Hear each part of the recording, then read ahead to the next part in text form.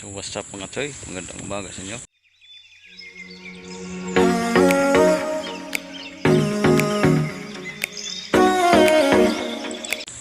Andito tayo sa probinsya ngayon. So ganito tayo magsisiya sa probinsya mga choy. Sumusuot ng libon, mga kadumuhan, maghanap ng malulugaran. Tingnan nyo. So mga choy, hanap tayo ng masisiyaran dito. Ganito ang mga teknik sa probinsya mga choy. Baka merong bitin dito. Ito na sili mga choy, sili kulikot. Kuha tayo dito ngayon ng sili kulikot. Marami ito sa probinsya mga choy, siling kulikot.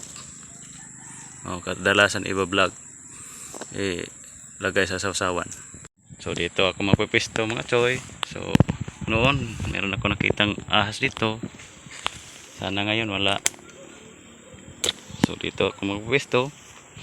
Siyempre hindi tayo magbibideo kasi magsisiyar ako. So guys, manguha tayo ng sili kulikot guys, sili Bisaya. Ito. Dami guys Dami lang. Ito, pula. Masarap to ilagay sa sawsawan guys.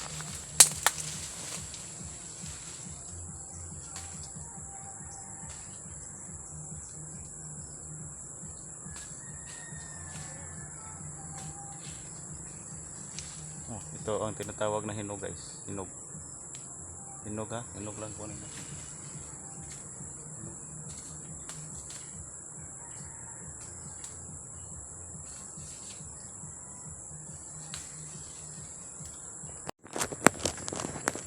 So guys, nakakuha tayo guys. Konti lang. Pero ang anghang na ito guys. Sili guys. Anghang to guys. So guys, meron tayo nakita guys. Suhot ng kaka. Tingnan natin. Na-miss natin tong kaka guys. Ito guys mga choy, nakita ko na. Uy, ang liit pala. Maliit pa mo lang. Gamay. Gamay kayo niya, gahigkat. Akala ko malaki mga choy. Pero ang tigas ng suhot niya maliit pala. Supot. Maliit pala mga choy. Hindi natin kunin kasi maliit. Yun yung mga libangan namin on dito mga choy sa probinsya. Yung mga laruan na ganyan, mga kaka, mga sabong-sabong. Later. So dito mga choy, dito na kami sa umahan namin. So mayroon kami nakita na hinog na nangka. Kinakain-kain ko muna dito mga choy. Sarap to mga choy. Bagaling sa puno.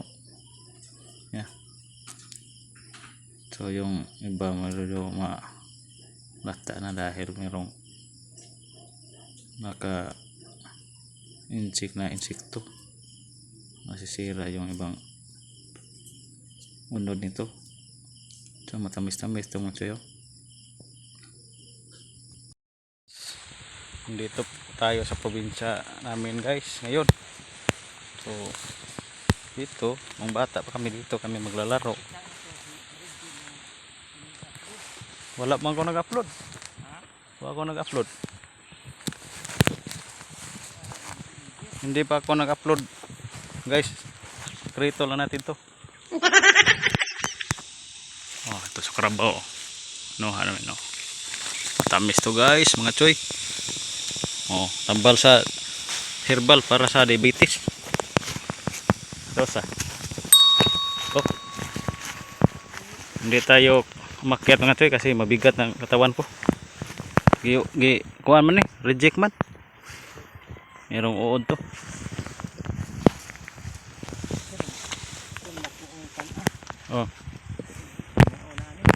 So ngayon lang tayo kumakain ulit to mga choy. Saban na. So maglilitag muna kami ng tikling mga choy. Para merong maulam-ulam dito sa probinsya. Ito ang lagtiw guys, para panglita guys, pang trap ng tikling. Yung chicken na ihas guys. Chicken na ihas sa libon. So guys, pakita ko lang sa inyo paano gawin yung trap guys, kasi content lang natin to guys. Ang trap ng ibon, yung tinatawag yung manok, yung chicken pala na ihas. So, pwede ulamin. Kailangan palaliman natin guys para hindi siya makukuha pag merong matrap. Kailangan merong ganyan guys, sanga na kahoy pang sawitan sa, so yung dyan isawit yung trap. Kailangan nakabi yung forma niya guys, nakabi. So ito na guys, nakatasok na siya dito sa lupa. Lagyan ng brace ito. Ito yung blagtail guys. Marunong ako gumawa nito guys, kaso ako lang na yung na-video. Ito guys, ganunin natin guys, punta dito. So yun, para mayroong panghawid dyan, panghawid sa higot, sa tali. Yun, tali na guys, tinalian na ng tali. Yun, panghawid sa tali dyan.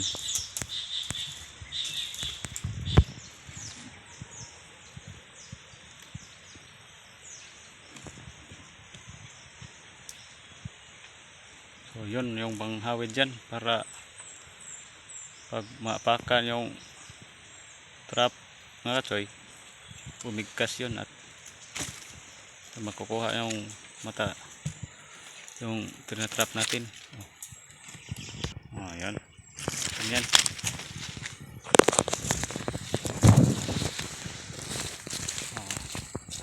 Yun, ganyan mga choy. Marami ito nakita natin sa ibang mga vlog. Ganyan talaga dapat yung trap ng mga halas na manok o chicken. So, lagyan natin ng sahig sahig. Pag napakan dyan, yun, mayroon nilagay na laang dyan. Pag napakan yan, masarap yung tiil, yung paa ng manok dyan, manok na halas.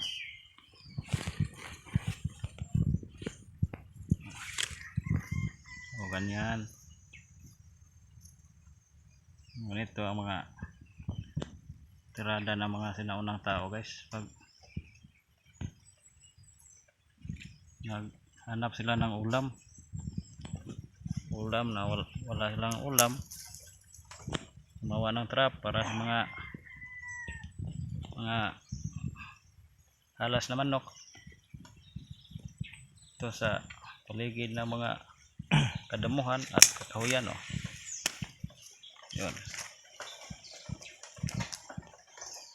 pwede natin i-practice to guys, paano siya mo libkas o lagtiw. So ito na guys, tapos na. Practice natin guys. Ganito, palakad-lakad dito yung itatrap natin na halas na manok. Pag napakan to, ganito. Kuha na, matsoy. Hindi na siya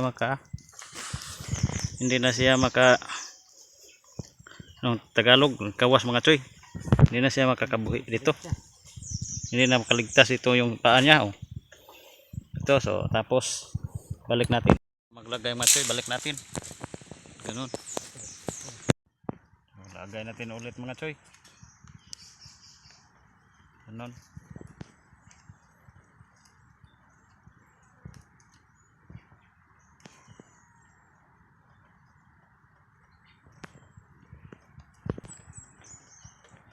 Yun, dalawang lagayan lang ng mapakan mga tsoy. Okay na yan, kahit hindi marami. Yun mga tsoy, tapos na. So balikan lang yan natin pag mayroong makuha. Tingnan natin meron bang makuha. So yun ang trap ng halas na manok mga choy. Pwede din anong klaseng hayop makuha dyan, pero pag hindi dapat pakawalan natin. Yun ang ginagawa namin noon pag walang ulam, gumagawa ng trap ng halas na manok. Marami sa halas manok sa ganito, sa mga kahoyan, malaking mga kahoyan at damuhan. So guys, pagkatapos namin ng gawa ng trap guys, merong kamunting kahoy dito guys, tinanim lang po. Kuha kami kasi magbubudbud kami. Kuha. Tapos sipsipan natin to, linisin natin to kasi maraming damo nakakapot dito. Ganyan, linisin natin. Sip. Ha? Hirap guys pag tayo lang mag ngunit ng yung kamera. Hirap yung isa ng sip natin. Tingnan natin to guys. Kuha tayo ng kamuting kahoy guys. Luaron na pa. Tingnan natin, bote natin. Ayan guys. Tara. Sumunod guys. Ha? Gawa kami ng budbud guys. Oh, saktong-sakto lang to guys oh. Hindi pa siya gulang, hindi sakto pa lang to. Mga 4 na buwan siguro to, 3 buwan. Mga pila to kabuwan pa? Mga pila to? Pila to kabuwan? Kani? Oo. Mga 3 buwan siguro to mga choy. Ganito na yung kalaki niya ha? Mga unom pala. Medyo sagot choy mga choy. Kunin namin kasi gawin namin ng budbud. Malagkit na budbud. Maraming damo. So kunin natin para malinis. So, sipay natin. Para hindi so kabulo yung tubo niya guys. Unong ka.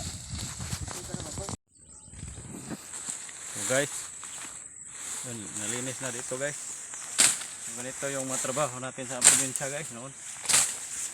Marunong pa din ako guys. Sip. Dito lang siya. Dito lang siya guys. Dito. So, para lumambo yung tubo niya dito, walang mga damo na magkaharang. So malinis, medyo malinis na. So okay ito guys. Guys, yun yung trabaho natin dito sa probinsya guys. Yung pamumuhay, tanim ng ganito. Yung mga biligyaon. So, meron ako pakita kayo sa inyo. Isang uri ng gulay na tinatawag na sikwa. Ito. Ang taba niya guys. Medyo palayo sa buya guys. Taba.